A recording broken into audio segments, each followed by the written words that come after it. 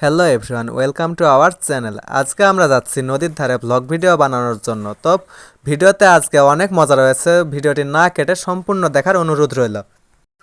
এখন দুপুর 3টে বাজে আর আমরা বের হয়েছি নদীর উদ্দেশ্যে। মাটির সুন্দর কাঁচা রাস্তা দিয়ে যেতে খুব ভালো লাগছে, যদিও গরমের সময় প্রচণ্ড রোদ, একটু তো কষ্ট হচ্ছে, কিন্তু ব্লগ ভিডিও বানানোর জন্য এতটা কষ্ট করাই যেতে পারে। Wow, wow, marking to packing. আহো বাতিজা আহো।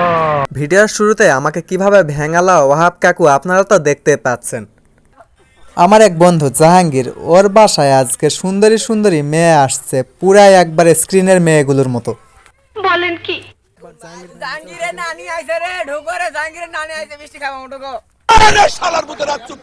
তো যাই হোক, আজকের মেন কন্টেন্ট হচ্ছে ভ্লগ, তাই আমরা জাহাঙ্গীরের নানিকে আর ভিডিওতে না নিয়ে সোজা যাচ্ছি নদীর দিকে।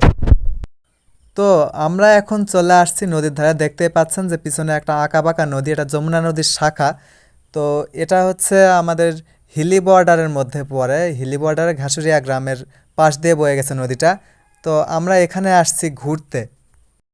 তো যমুনা নদীর এই শাখা নদীটি বয়ে চলেছে দিনাজপুর জেলার হাকিমপুর থানার ঘাসুরিয়া গ্রামের বুক চিরে, এবং এই নদীটি প্রবেশ করেছে ইন্ডিয়া মানে ভারতের পশ্চিমবঙ্গ হয়ে। তো এরপর কই গেছে তা ঠিক জানা নেই, কারণ ইন্ডিয়াতে তো আমরা যাইনি, খুব একটা মানে যাই না। আমরা এখনও বাংলাদেশের সীমানার মধ্যেই আছি, এজন্য ভিডিও বা ছবি যেটাই বলেন উঠাতে পারছি। ইন্ডিয়ার ওইদিকে গিয়ে ছবি তো তুলতে পারবো না, ওইদিকে ছবি উঠালে বিএসএফে ধরে নিয়ে গিয়ে পুরা ঠ্যাঙানি দিবে। আমরা বিকেলবেলা নিরিবিলিভাবে হাঁটছিলাম, হঠাৎ করে একটা পাখি জাহাঙ্গীরের কাঁধে টয়লেট করে দেয়, এবং জাহাঙ্গীর খুব রাগান্বিত হয়ে ওই পাখিটির বাসাটা খুঁড়তে শুরু করে। তো ওকে অনেক বোঝানোর পরেও ও শুনবে না, পাখিটির বাসাটা খুঁড়বে, ভিতরে কে আছে মানে বাচ্চা আছে না মা আছে কে আছে সে দেখবেই। তাই সে এক নাগারে চেষ্টা করে যাচ্ছে খুঁড়বে, কিন্তু কিছুতেই খালের কুল কিনারা পাচ্ছে না, মানে খাল পেয়েছে বাট খালের শেষ পর্যন্ত পৌঁছাতে পারছে না। এই খালটা পুরাই আমার এক্সের মতো, কুল আছে কিন্তু কিনারা নেই। বলেন কি? কিন্তু জাহাঙ্গীরও হাল ছাড়া পাত্র না, সে খালটি ক্রমাগত খুঁড়ে যাচ্ছে। যদিও আমরা জানি না এটা আসলে কিসের খাল, হতে পারে কোনো সাপের খাল, তাই সাবধানে ওকে খুঁড়তে বলা সত্ত্বেও ও কিন্তু খুব একটা সাবধানতা অবলম্বন করছে না। অনেক সময় হাত ঢুকিয়ে দিচ্ছে, আবার অনেক সময় লাঠি। যেটাই হোক, কিন্তু খালটি খোঁড়া না খোঁড়াই ভালো। নদীর ধারে আসলে আপনারা ভুলেও কেউ এরকম খাল খুঁড়বেন না, কারণ এই ধরনের খালে সাধারণত বিষাক্ত সাপেরা থাকে। তো যাই হোক, অনেক চেষ্টা করেও জাহাঙ্গীর কিন্তু খালের শেষ পর্যন্ত পৌঁছাতে পারেনি। এদিকে আরও একটি ঘটনা ঘটে গেছে। এইদিকে মোস্তাকিম কিন্তু একটা পাখির বাচ্চা কুড়িয়ে পেয়েছে বালির উপরে। যদিও পাখিটি একাই ছিল, তার মাকে আমরা দেখিনি, তাই আমরা তার মাটাকে অনেক খোঁজার চেষ্টা করলাম। অথচ বালিতে এভাবে একটা বাচ্চা পড়ে আছে, এটা তো আনসেফ।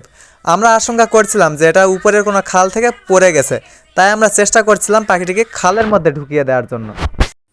কিন্তু পাখিটির বাচ্চাটা কিছুতেই খালের মধ্যে যেতে যাচ্ছে না, তাই জাহাঙ্গীর চিন্তা করলো যে এই বাচ্চাটাকে বালিতেই রেখে দেওয়ার জন্য।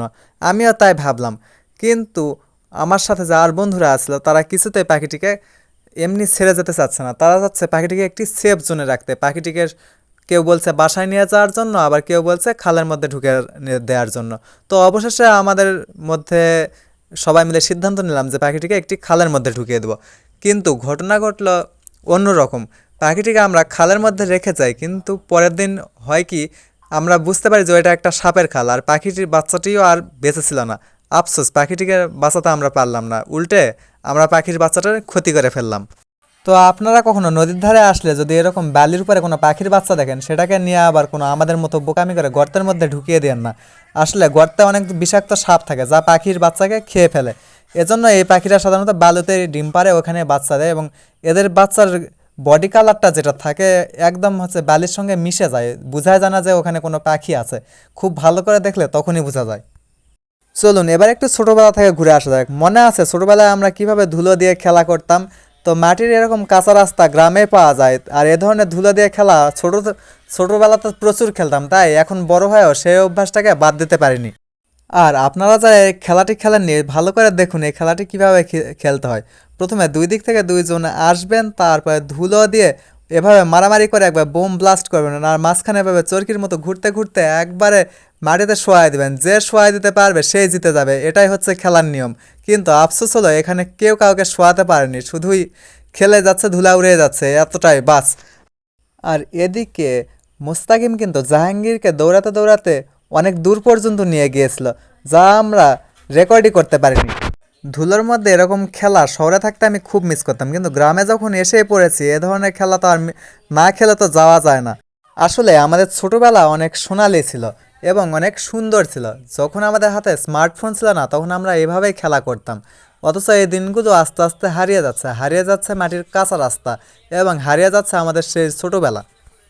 আর আমরাই হয়তো শেষ প্রজন্ম যারা এভাবে ধুলোবালি দিয়ে খেলা করছে। আমাদের সন্তানেরা হয়তো এই দিনগুলো আর ফিরেও পাবে না। আর এইদিকে আরেকটি ঘটনা ঘটে গেছে, জাহাঙ্গীর কিন্তু একটা ঝোপের মধ্যে ঝাঁপ দিয়েছে। ঝাঁপ দেওয়ার রিজন হচ্ছে ওইদিকে কিন্তু রোবট আছে, আর জাহাঙ্গীর ঝাঁপ দিয়ে সোজা পড়ছে কিন্তু গোবরে। ওখানে গোবর ছিল, মানে গরু বেড়াইতো তো গোবরে জাহাঙ্গীরের পেছন দিকটা একবারে পুরা বিভৎস হয়ে গেছে। তো আমাকে আর ভিডিও করতে নিষেধ করলো, এই জন্য আমি জাহাঙ্গীরের পেছন দিকটা অতটা ভিডিও করিনি। তো গাইস, আজকের ভিডিওটি এই পর্যন্তই। ভিডিওটি যদি আপনাদের ভালো লেগে থাকে একটু অবশ্যই একটা লাইক দিবেন, এবং আপনি যদি দেখছেন ইউটিউব চ্যানেলে আমাদের চ্যানেলটি অবশ্যই সাবস্ক্রাইব করবেন। আর যদি দেখছেন ফেসবুক পেজ অথবা প্রোফাইলে অবশ্যই আমাকে ফলো দিয়ে আমার সাথেই থাকবেন। ধন্যবাদ।